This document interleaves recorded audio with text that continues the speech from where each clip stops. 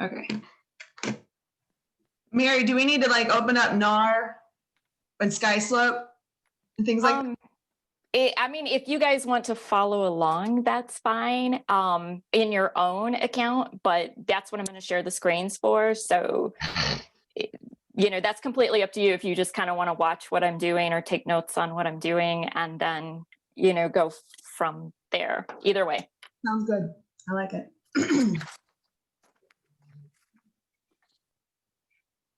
Let's see, what time is it? 10 o'clock, okay. I'm so glad you guys are joining. Yeah, who do we have here? I haven't even seen. Hi, guys. You guys want to introduce yourself? You've seen half of these people on Hank's call. Right, oh yeah.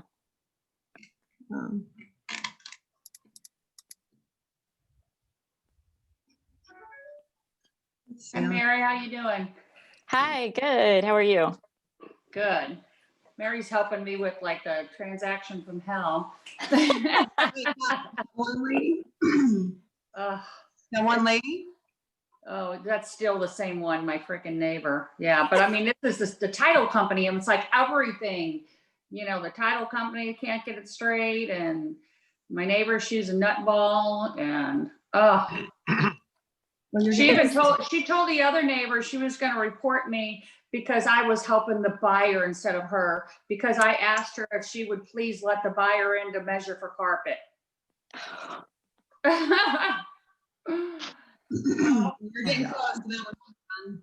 So, hey, I wanted to ask before we started, like we always use just transaction desk, like through MLS, like, and I see you guys are using Zip Forms Plus. Is there something I need to do to be able to follow properly, or?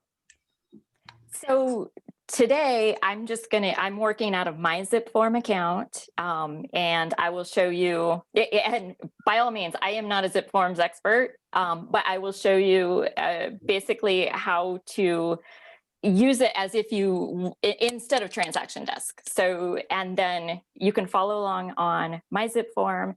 Then I will take you over and show you how we can integrate it with Skyslope and DigiSign so that you can sign. You don't have to have your own Zip Form up and open right now, but if you want to follow along, to use Zip Forms, you do have to, it's provided by NAR. So you will have to sign in with your NAR sign in, and I haven't done it in a long time, so I'm assuming it's the same, but you can Google, you know, Zip Forms Plus login. And if you go into that, there's a section that says sign in with my NAR. And if you hit that, it will take you to the National Association of Realtors. If you have ever signed into NAR before, you will just use that login. If you have never signed into NAR, you will need to register. And to register, I can't remember if you need your state license number or, you know, you need one of those numbers, your NERDS number, something like that to register. okay. Okay, otherwise, are we good to get started? Yeah, you guys ready? Okay, so just to explain, because we have 3 basic tools in EXP and everybody sort of gets them confused. So your Zip Forms Plus is where you will create forms and documents. If you have used Transaction Desk, it's a lot like, it's the similar function of Transaction Desk. You're going to go up, you're going to pull up your state forms, you're going to fill them out, get them ready. Our next tool is DigiSign, and DigiSign is the signing platform. So if you have Transaction Desk, you use AuthentiSign generally. So this is Zip Forms and DigiSign. DigiSign just lives inside Skyslope. Skyslope is our compliance. So Skyslope is what the broker requires. They have a checklist of documents. The documents have to be audited. And so that's how those 3 pieces sort of work together. Zip Forms used to be, if there's people on here that have used it before, Zip Forms used to be integrated with DigiSign.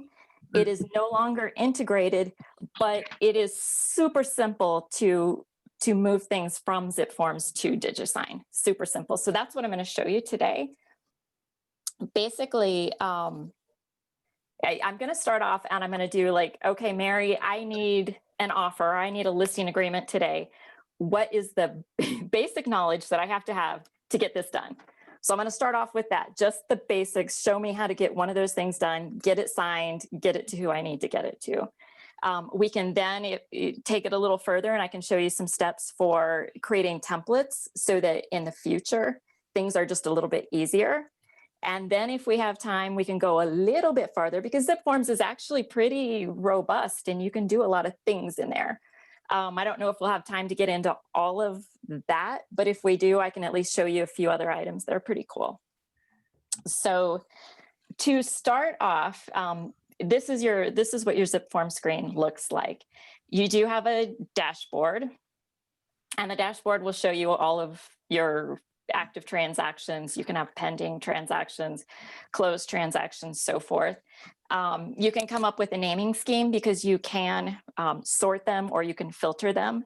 So if you use B for buyer, S for seller, or listing, however you want to do it. I'll be slightly different in how I do my things just because I run my business differently than you all do. So within your dashboard, you have your transactions. You do have the ability to create templates, which we will go over later. You can set up, I don't use Doc in Box. To be honest with you, I don't even know what that is. So, but we have tasks that you can set up if you decide that you want to put tasks with each particular transaction, and you have contacts that you can set up.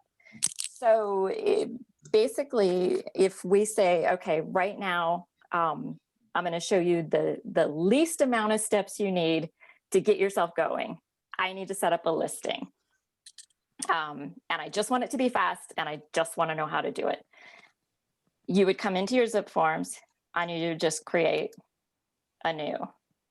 And you're going to create, we'll start with listing, for example. We're going to create a new listing. You can enter, whatever it is you want to put on here. Oops, there we go. And I'm going to say it's residential.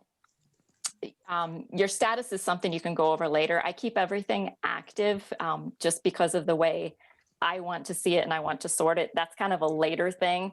If you leave everything active, you're fine. If you choose to switch it later, that's fine as well.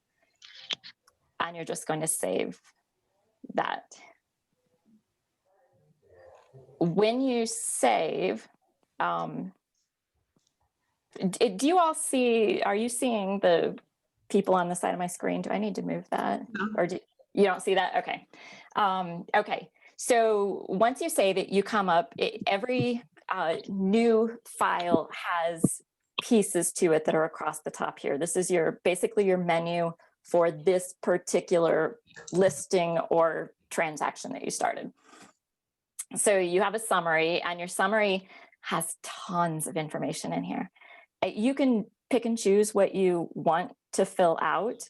To be honest, if you're just like, I'm in a hurry and I just need to get stuff done, I actually wouldn't even fill anything out in the summary. You have parties, you can add your parties here. You have the ability to add additional parties, and I'll show you what we're going to do with that in a little bit. And again, if I'm just trying to get something done, I would not even add parties here at this point. Here's your documents. This is where you're going to pull over the different documents that you need in order to create a listing packet that you're going to send over to your seller. So this is where we're going to start. Besides this menu here, I also have this menu that goes across here. So I'm going to add a document. And when I add a document, it gives me choices. If I had a document in my computer, in my Dropbox, so forth, I would actually choose to browse. And it will take me over here, and I can actually pull a document up and so forth. But that's not what we're doing right at the moment.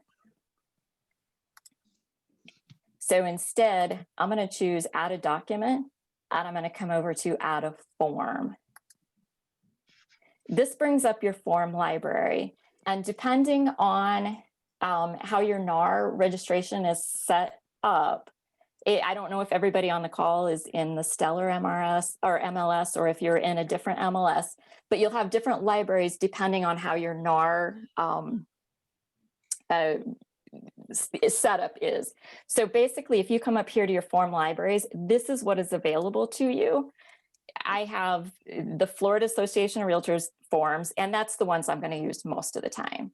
I have access to Stellar MLS, where I might use the, this is probably the one you would use the most, the owner's authorization to exclude.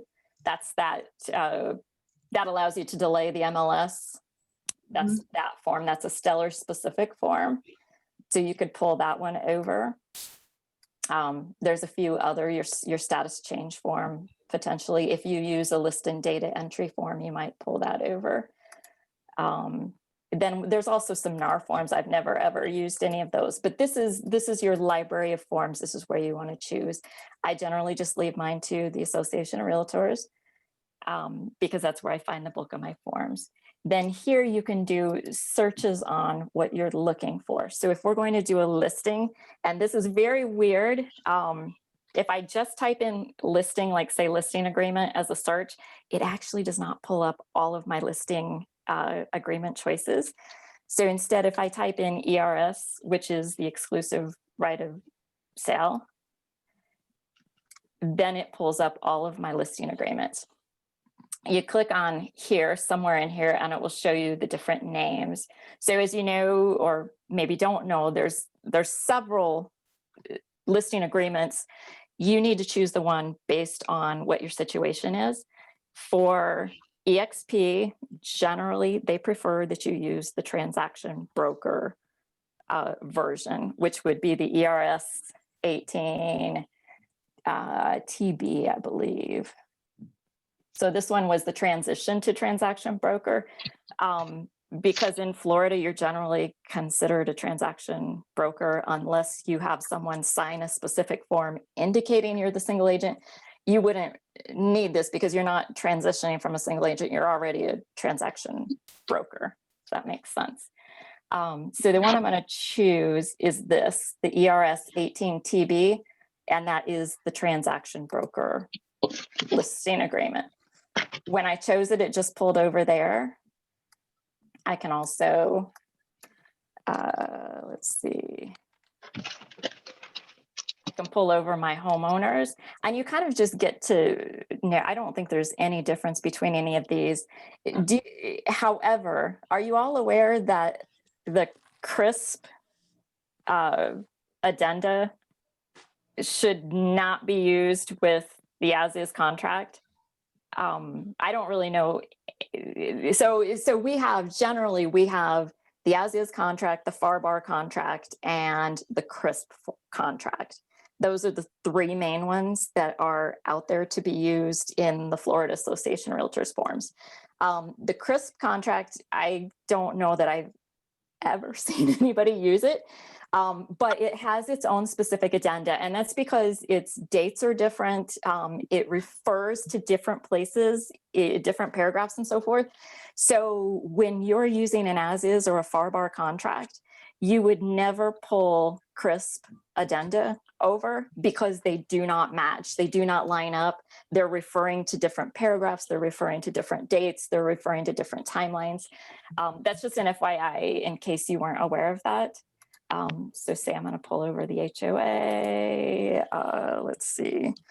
What else do I pull over? Well, actually, yeah, we'll do that. We'll pull over a lead-based paint.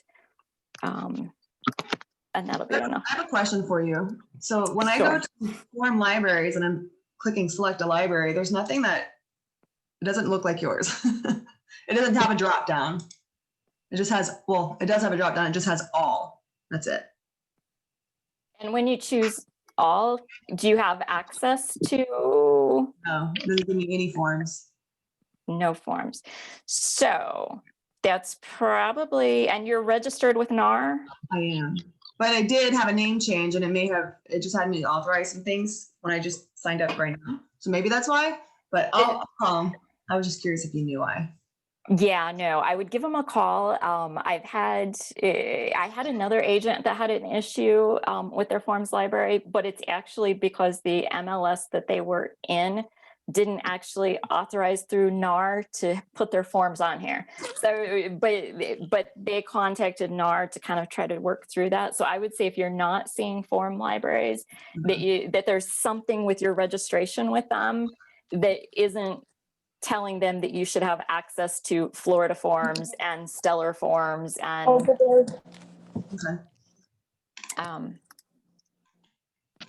okay, so then this gives me here are the documents that I pulled over. And again, we're saying, you know, hey, I just need a listing agreement this weekend. I need to be able to take it. So I'm just going to go straight into the listing agreement and I just start filling out the information. Once I enter a seller in here, it actually will keep and retain that information. So if we went back to the people part of the menu, they would show up there. That's why I say sort of, you know, again, if you're in a hurry and you just want to get the form done, do everything in the form. You can always go back and add additional people. You can add additional information. If you want to start using this to help you with your full transaction, do it that way. If you strictly just want to fill the form out, then let's just, you know, just do it here. And I don't have to do all of this, but and I don't want to get into like a compliance training also, but for anybody that doesn't know, you don't ever put the broker on these forms is always the broker. It's always eXp Realty. It's not Andrew Schock. It's not your name. It's always the broker, eXp Realty.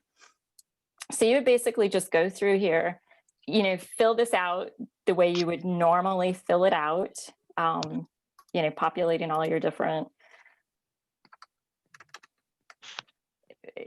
things. And I don't want to take necessarily the time to do all of this.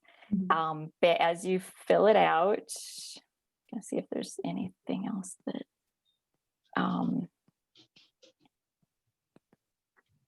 just go through here.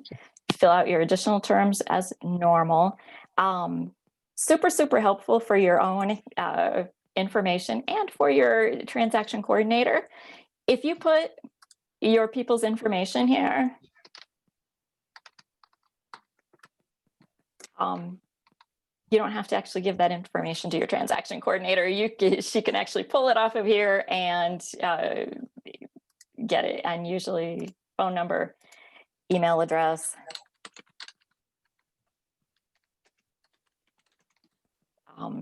Is good. Again, your brokerage here, you are authorized to sign here because it's sales associate or broker. Then here's a little tip that I do. Because I know I'm going to get this signed through DigiSign, everybody in the party or everybody who has signed the document is going to get a copy of it back via email. I always go ahead and just hit email there. One more compliance thing, just in case y'all didn't know, everybody always has to initial paragraph 12. Your sellers have to initial, your sales associate has to initial, or you do, and your broker has to initial it. That's just another compliance thing. So then I can save this. I can go back. Whoops, did I not go back? There we go. When I pull open the HOA, Mr. Seller is there, and I didn't fill out the rest of the information, but had I filled it out, that would all be there as well. You can go ahead and fill in your community name here. If you get the information from your seller, you can go ahead and fill it in here. The listing documents are different, and I know everybody maybe handles them differently. If you get this information and fill it in for your seller, but you know that on the property disclosure, only the seller is allowed to actually complete that form So you know that that's a form that you're going to, and I hate to say it, but I don't know about transaction desk because it's been a long time. In zip forms, it has to be done manually. So I know some of them have the little radio buttons that you can just click in the property disclosure. Ours is not like that. I didn't even pull over a property disclosure. Okay. Edit doc.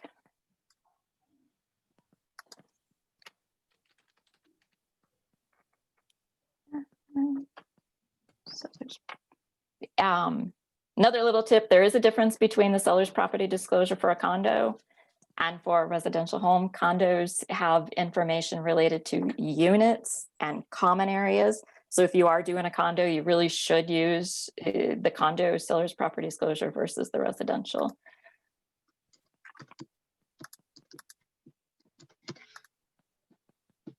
Okay, why am I, there we go.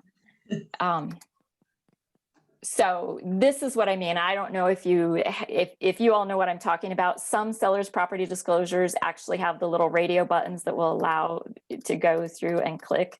Because you as an agent are not allowed to fill out the seller's property disclosure for the seller, it does not have that. The only thing that you actually can fill out on this form is the address, and it will populate down here with their printed name.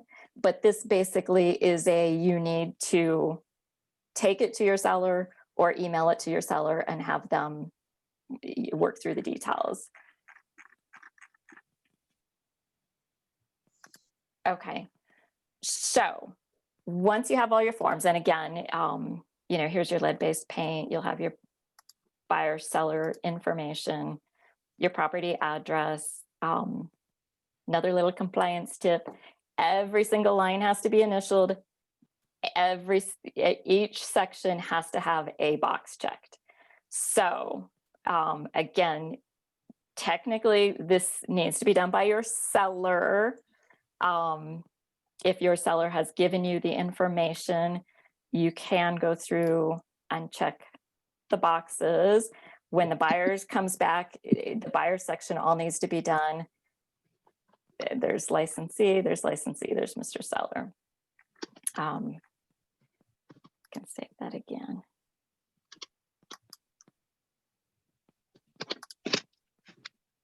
Okay, so I have my forms. I've gone through and completed the ones, and I'm ready to go get them signed.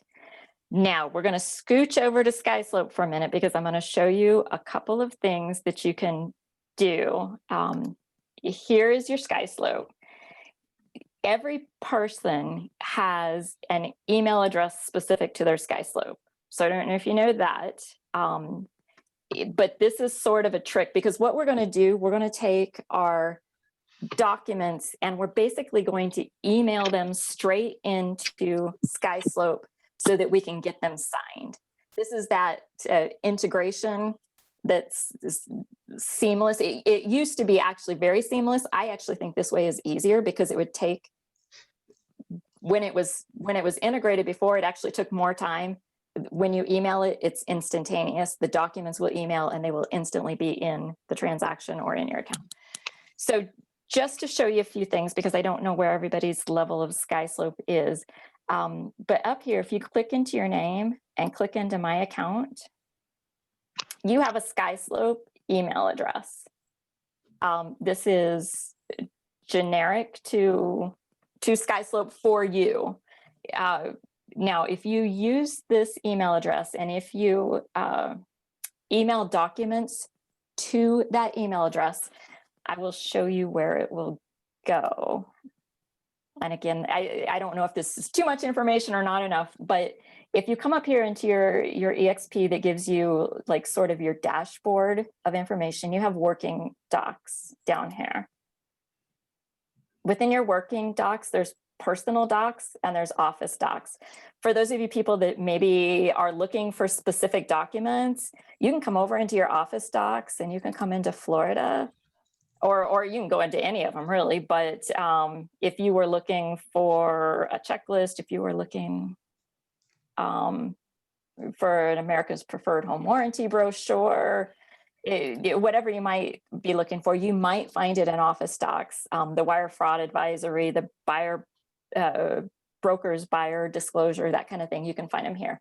But your personal docs are sort of like your working documents. You can create folders if you want to create folders.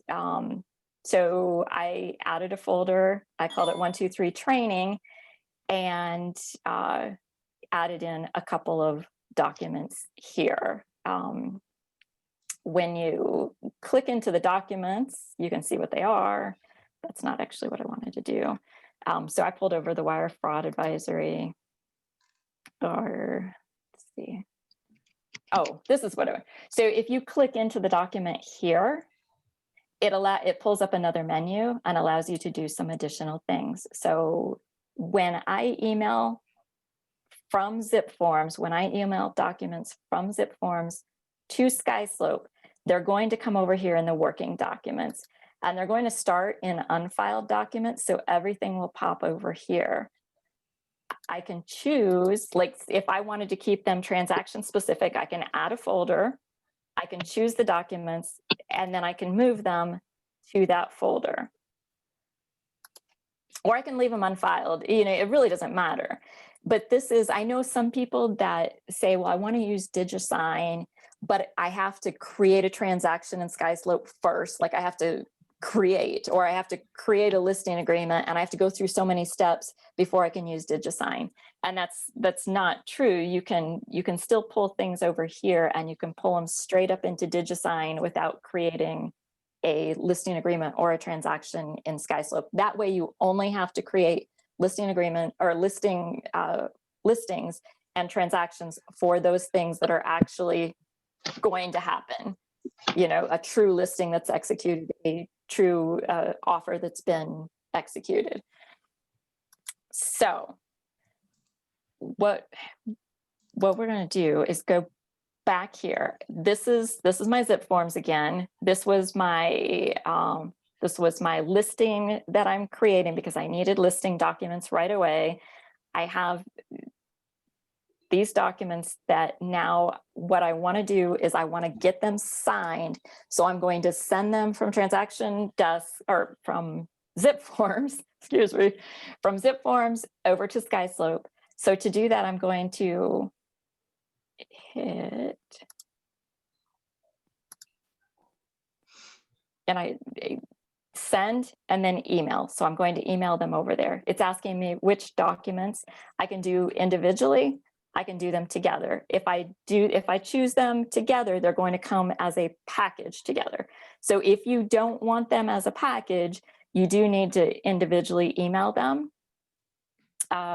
Let's say that I were just going to do these 3 because I'm going to send this one by email and have the seller do it manually and send it back to me.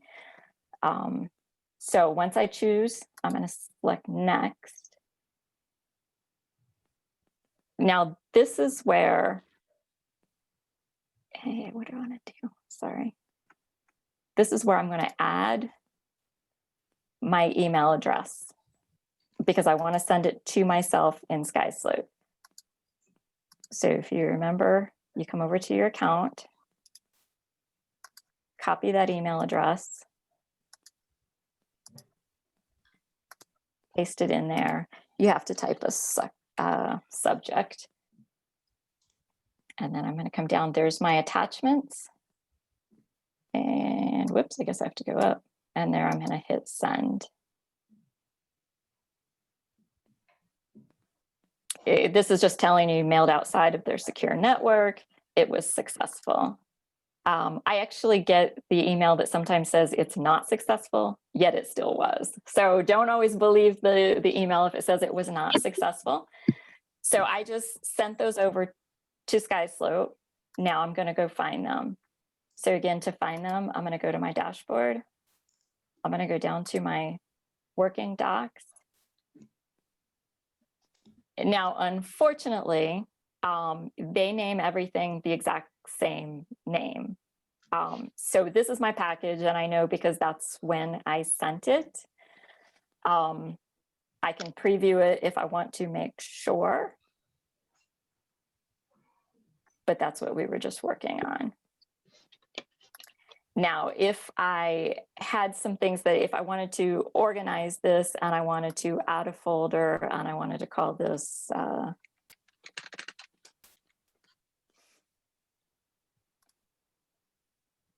training 2, I could take this and move it. I don't know. Oh, why didn't that show that one? I should be able to move it into that folder. I'm not sure why it's not showing there. You Interesting. need to refresh. Possibly. But I'm not going to do that right now, because what I actually want to do is I want to take this and now I want to go directly to DigiSign.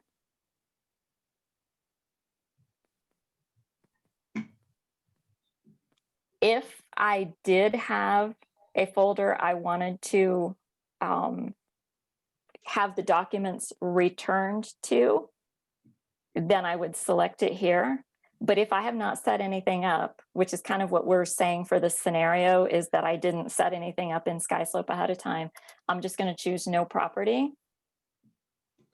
And then you're going to go through and do like you would normally do for a signing. So I'm going to hit next. Who's going to sign first?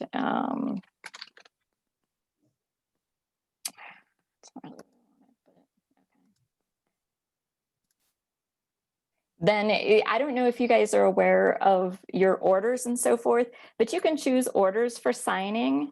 You can choose whether or not they're going to sign or receive a copy. So let's say I sign first. I'm going to add a signer group because after I sign, I want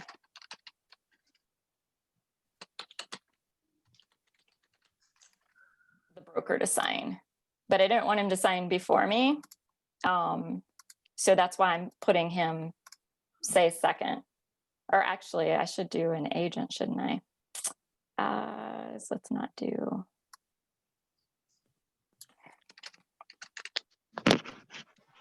There we go. So let's do the agent needs to sign second, and let's add a third group. And now we'll do.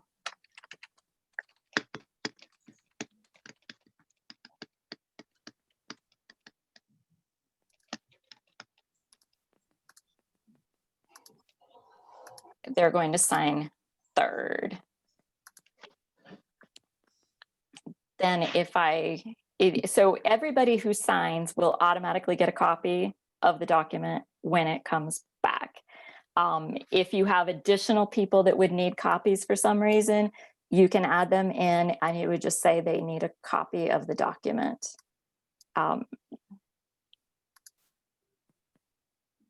So now here's my listing agreement that we pulled over. I would go through and place, all of my initials where they need to be.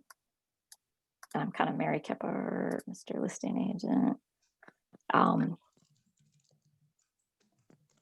If there is, say you got through here and you realized there was something you were supposed to check that you did not check, there is a checkbox feature in here, and I don't know if you all have used it or not. It actually, it requires the person that you want to check to actually pay attention and to actually check the box. That's always been a problem for me, and I'll put a checkbox on there and I'll want someone to do it. And when it comes back, it is not checked. So I ignore the checkboxes. I don't use them at all. And instead, I do a read only that because I don't want anybody to be able to make a change to this. Oops. Wait, whoops. There we go. Meri, can I ask a question about like that checkbox option? Yes. Is that good for like a seller's disclosure, like where the other person knows that they're gonna have to, select those things on their own? I've always just, printed those out and physically took it to them. But if DigiSign has that option, have you ever used that for that? If you're talking for pages of placing check boxes. Now you can, and again, I will tell you, I am not an expert on a lot of this stuff because just like everybody else, I do what I need to do to get through the day. So I know there's the ability to set up templates. So if you could set up a template for the seller's property disclosure, and you made, one time went through the pain of putting X's on 3 columns, 4 pages long, that might work. I give it a try. But what I've found, I don't know, the checkboxes were never consistent for me. So I would put it on there. Someone would say, oh, I checked it. But in actuality, I think they unchecked it. And then when it comes across, it's not checked. And now there's another thing that has to go back and be done. So for me, for the sake of just, certain places like, oh, I forgot a thing, let me just stick a checkbox in there. And I know I want it checked. I don't want someone to uncheck it. I don't want them to change it. If I wanted them to be able to change something, I can use writable. So I can put a writable field somewhere, and whoever is listed on that writable field can write whatever they want in there. But anytime I want something hard coded in there that I don't want anybody else to change, I use read only, and I have just completely ignored the checkboxes. So,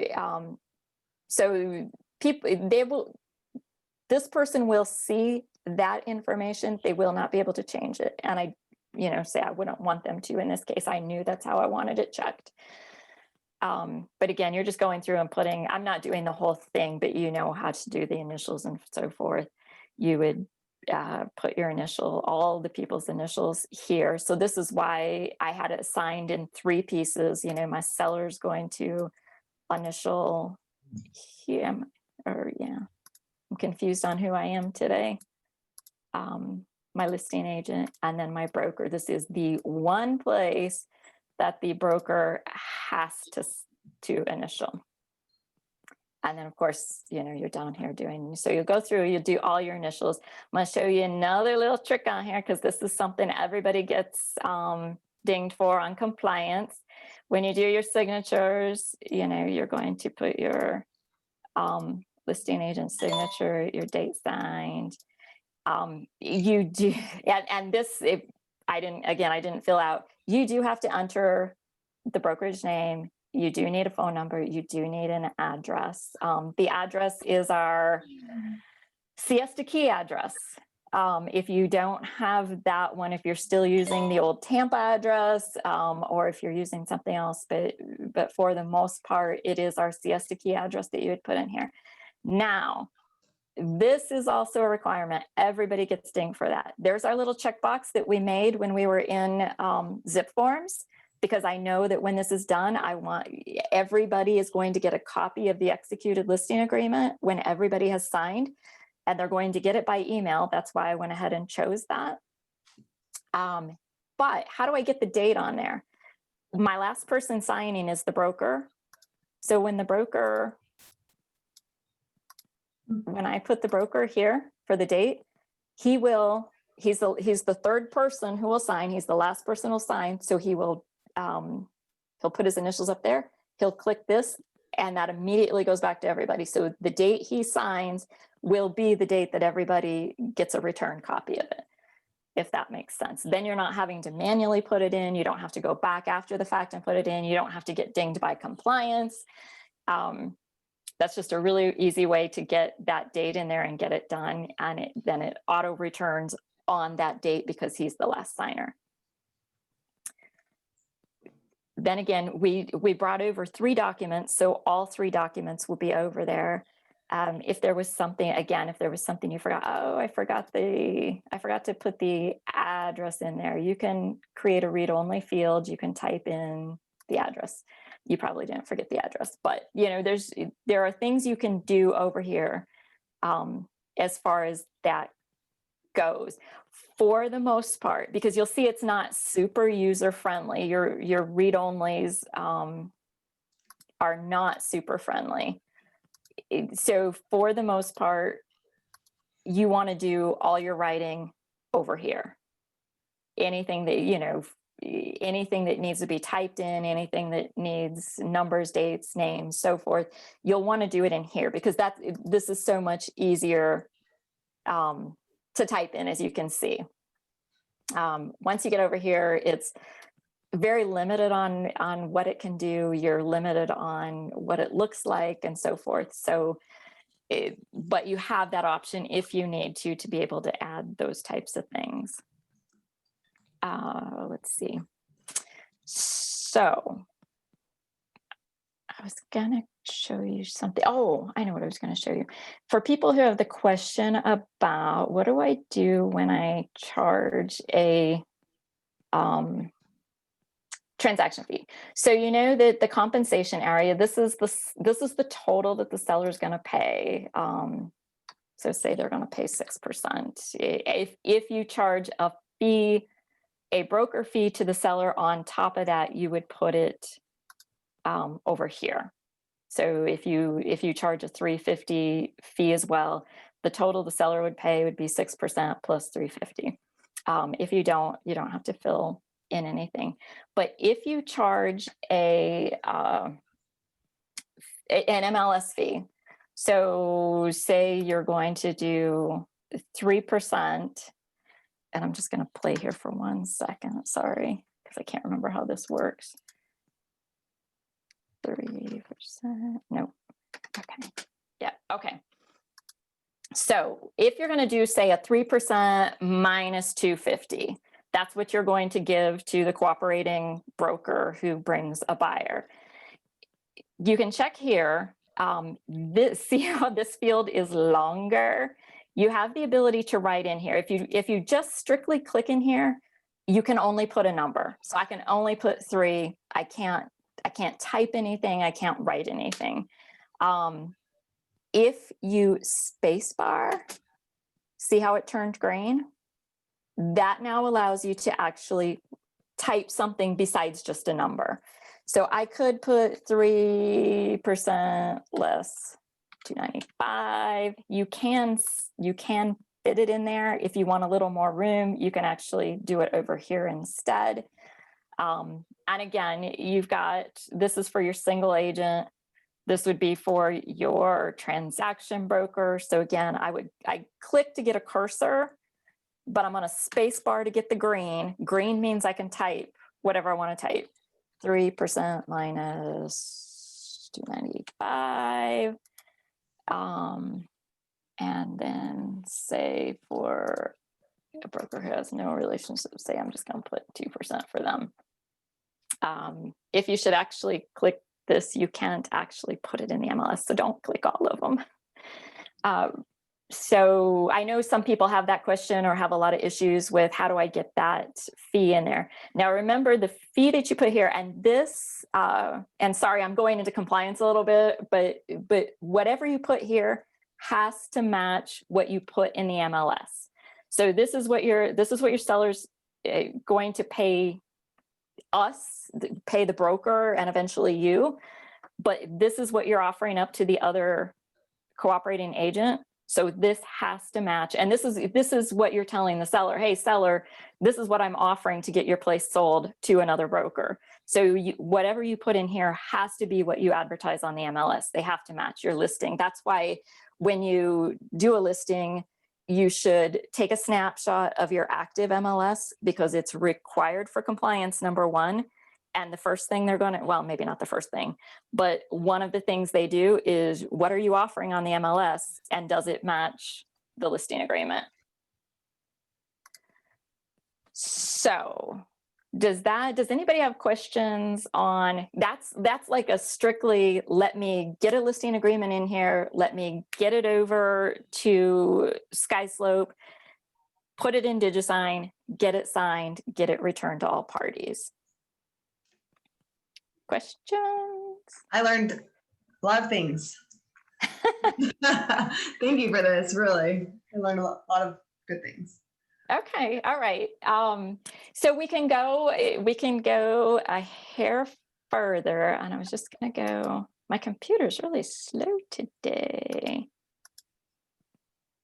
Sorry, still catching up. There we go. Okay, so an offer would be very similar, and I'm just going to pull up one that I have already done. Now, let's say we're going to go just a hair further then. So say that I have, does this make sense? Say that I have started a transaction in Skyslope. I'm sorry, my computer is so slow. Okay, so here's my transaction. Every transaction also has an email address. So you have your general Skyslope email address that will take you, anything that you put in there will take you to working docs. But you also have a transaction specific, and this works for listings also, a transaction or listing specific email as well. You can use this email for, just general everyday correspondence. Any of you that use me as a transaction coordinator, the first thing I do is I copy this email, and every single time I send an email out, I will always include that email. So every email I send is logged over here and can be searched. You can see exactly when I sent the email. Now, unfortunately, you can't click into that and see what the email said, but you can see what was sent out and who sent it and what day and so forth. So that's just a practice I like to keep. So something that will help you, if I copy this email address and say I'm in Zip Forms now. So I set up a transaction for an offer. I can go over into parties because I know that this transaction, I want it to relate to this transaction in Skyslope. So I can go over to parties, and this is a little trick that I do, and I add another party. And I actually just call it compliance. And then I might do Skyslope, and I can't remember what I called, whatever the address was. I don't think that's necessarily right. And I'm going to copy that email address in here, and I'm going to save it. Now, what that allows me to do is after I get my documents all done, I go through and enter all the information. And now I'm ready to send this to be signed. I know I haven't filled anything out, but when I hit send now and I hit email, the last time I did this, nothing popped up because I hadn't set up any people yet. In this, now Skyslope has pulled up, and I can choose to send it to Skyslope.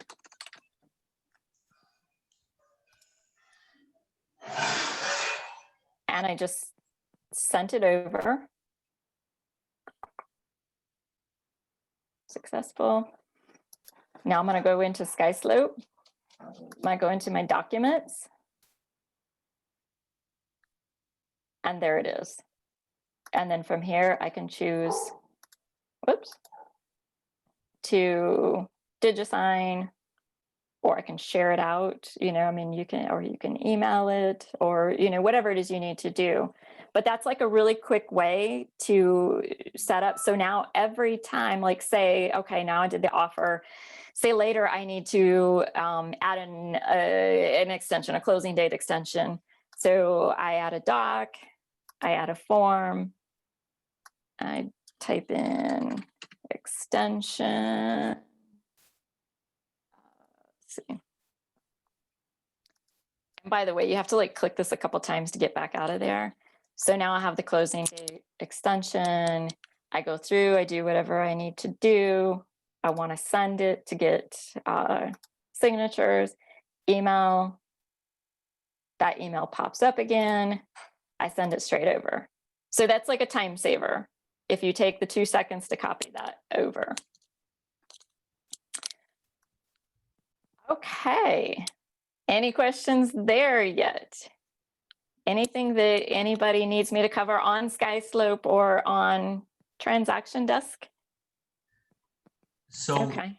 if I could just mention, so really like what I was doing in the past is I was doing the documents in Transaction Desk, saving them to my computer, then uploading them into, Just DigiSign. sign. Yeah, no, and I think that is probably the key thing that most people don't realize, because even people who use zip forms, a lot of them are, and you can choose to save it as a PDF. I mean, there's no purpose here, but say I did a form and I just needed to send it to someone for some different purpose. I can save it to my computer and then later I can upload it. But probably the biggest time saver is sending it straight over. And if you use your email addresses, your own Skyslope email address, or once you have a listing in or a transaction in, if you use those specific email addresses, you saw how seamless. I mean, it was instant. When it was actually integrated, when ZipForms was integrated with Skyslope, it actually took longer. So when the integration went away and everybody's like, oh, I'm going to quit using it. And I was like, this is great. I mean, literally, it is instantaneous that it shows up in Skyslope. So for is there anything to be concerned about? Like if you needed to go back to a document, let's say a year from now, or a transaction, like does that stuff, I don't know. I can't, they have it's pretty long. They have a retention period and it will pop up and tell you when they're going to archive the file. Is that what part of you cut out? So I wasn't sure if that's what you were asking, like how long this is retained. No, the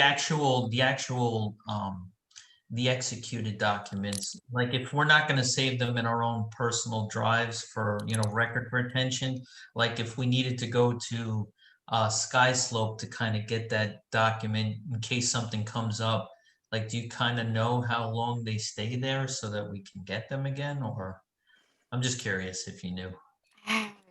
I've had the messages before, and I think somewhere, maybe up here. Does that give you? I was thinking somewhere in here it told. I'm sorry? Retention date, Wednesday, November 24th, 2027. Okay, is that there? Yeah, under, go to your left. Yeah, there we go. I was thinking it was like 7 years or something. Which is typical for record keeping. Yeah, and then it does actually, because every once in a while when I come in here, it'll pop up a message that says the following transactions are going to be archived or whatever. So it does give you a heads up. You can import from, export to, you can do all kinds of things. Any other questions? I can show you a couple, because beyond this, there is so much more you can actually do with this. So I didn't even get into templates, but you can create templates. Yeah. And basically you say, if I take this one, and again, my purposes are a little different than your purposes. So mine is to actually transaction coordinate. So in my templates, not only would I bring over documents that I want to set up a certain way every time, but I also have, like, I will email back documents into Transaction Desk that I want to keep. So once I have fully executed contract, addenda, disclosures, I just have different file folders, but also within your template, you can set up template parties. So if you know you always want to, you may want your generic Skyslope email address to always be a party, create a template and add it and put it right here. And then that party will always show up when you use the template. It will always show up in every single transaction that you create. Let's see, your documents. You can create transaction. This is the template checklist for all of the things that I would do, from file setup to buyer maintenance to HOA maintenance.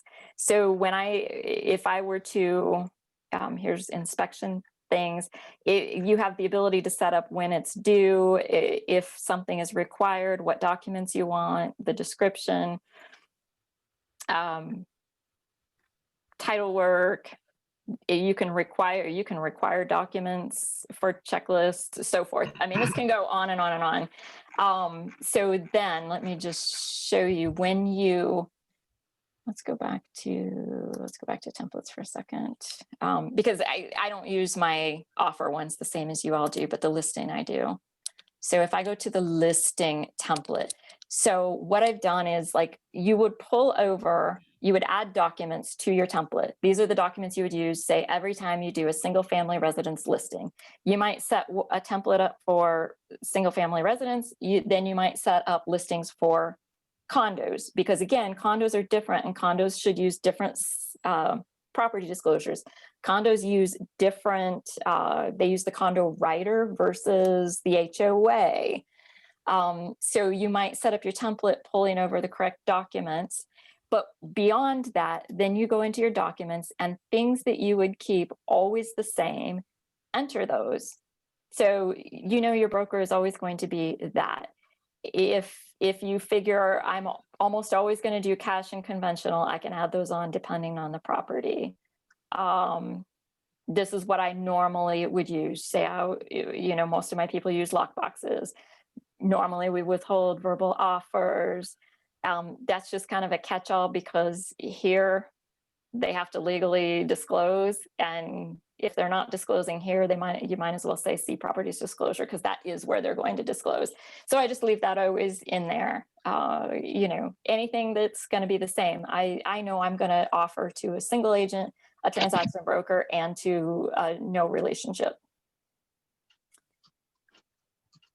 You can put in your telephone number, you can put in your name, you can leave that. And because I know that almost always it's going to be returned by email, those people that don't do emails, I pull that off, of course. But so that is now a template. I can do the same for the rest of those aren't really the same, but you can do it. You can set up and enter in the information that you need for whatever those are. To use the template, and I'm trying to get this squeezed in our last little 4 minutes here. To use the template, when you go to create a new whatever, so I'm in transactions, and I'm either going to create a new listing or a new purchase offer. If I say create a new listing, I can enter my information, residential active. Right here is where it's asking, do you want to apply a template to this particular listing or transaction? Yes. And then I would find the one that I want to apply. In this case, say I would apply the listing, and hit save.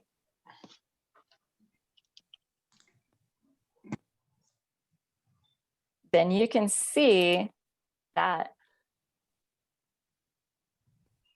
my party was based on the party that I have in my template, which was EXP being the broker.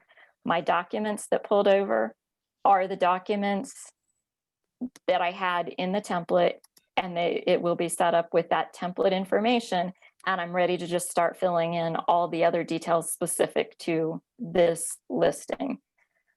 If I had a checklist that I had set up, which apparently I don't, then that whole checklist would be in there. Know that if you use checklists, you do need to add dates into your summary, because your checklist will be based, it'll say like 10 days after listing date, or, something like that. So you will need to put dates in your summary in order for your checklist to actually work. But that's how to apply a template to a new thing. You can do that again for your offers. If you have, where am I going? Templates. and again, I'm set up differently because I typically don't write the offers. I am after the fact. So, once I know whether we're representing the seller or the buyer, whether it's financed, whether it's not financed, whether it's new construction, that's how I sort of have set my templates up. But just know this is actually pretty robust, and you can, some of the stuff, again, I'll try to squeeze one more. Whoops. Sorry. Come on. Meri, can I ask a question? Sure. First off, thanks for doing this. This helps us help you greatly too. I learned so many little details. So I often wondered, are we able to just click that email delivered box at the bottom? And I saw that you addressed that we can do that, but you didn't put a date in there. Does it automatically, when they open it, does it fill in, or do we have to put a date in there? So this is what I suggest, because when I set up for like the listing agreement, when I set that up, I set it up, it's generally 3 parties who are signing. So it's your seller, then it's you, and then it's your broker. I set those up as the seller signs first, then I add another signing group for you, and then I add a 3rd signing group for Andrew. So, and that's exactly, so seller signs, it pops over to you. You sign, it pops over to Andrew. As soon as Andrew signs, it's executed. So in addition to putting Andrew's initials on the arbitration paragraph, I have Andrew date it down there. So I will put a date in that field for Andrew. And then because the day he signs is the day it's executed, and that is the same day that the copies will go out to everybody. Brilliant. Awesome. Awesome. Really? And then one more thing, the condo seller's property disclosure, do you also use that for a townhome? Should we use residential for the townhome, or just the condo for the SPD? So you guys maybe know more than me so if you look at what's in the condo SPD, there are things about the common elements, and if that applies to the townhome, then I would use it. If common elements and so forth do not apply, then it's just residential. Gotcha. Awesome. Appreciate this, guys. Thank you. Yeah, for setting it absolutely. up, Meri. Awesome. You bet. Any other questions for Meri? Helpful? Yes, no. Super helpful. I have major takeaways from here. Okay, good. Yeah, thank you very much for your time and all this. My mind I'm really ready to, those templates, I need the templates. Oh, we all need the templates. Yeah, well, and I'm sorry, if you have one more second, I wanted to show you, because these tasks, if you get going on this, I mean, look at this, you can set up tasks, and then they set up calendars, and you can look at it in task view, but you can also look at it in, I know my browser's being slow, sorry guys. You can look at it in calendar view. And you can, you can take these tasks. What I love is you can take these, stop it. You can take these tasks and move them around. And I'm sorry, I can't even show you that. I would love to show people. So like if you don't get to something today, I just pick it up and I move it to the next day, say. It is so super easy. And then you can look at your tasks on a daily basis. You can look at it for the month. I mean, it's way, like, I think somewhere in here it says I have 671 tasks. I mean, I've got way too many tasks to be able to look at. So I just look at daily. Like if I were to look at monthly, I couldn't even see my whole month generally.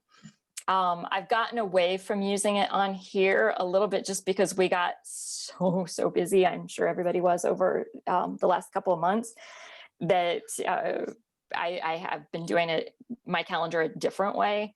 But for people that like to stay on task, if you use the templates and then you set up some deadline dates and you use these calendars, and I love the fact that I can move those around. I can click into them and I can mark them as completed. I can attach documents to them. I can, there's a million things you can do. So it is super robust if you figure it out. Everything I've done, I pretty much taught myself. You can Google zip forms and then whatever thing you're looking for. And they actually do have a section somewhere in here with a bunch of videos that are helpful. All right, and 4 minutes over, and I was afraid I wasn't going to have enough to talk about. You did so good. I really appreciate your time on this. Absolutely. Hopefully it'll help us make your job easier too, for those of us that use you. If you have questions, let me know. I'm happy to help you help me. Well, thank you. I appreciate your time. And this is recorded, so if you guys missed the beginning, I'll share a link with you guys so you can check it out and go through with it, learn it again. Thank you so much. You guys have a good day. Have a good Thanksgiving, everyone. You bet. Bye-bye. Thank you. Thanks. Bye, y'all. Have a good day. Bye.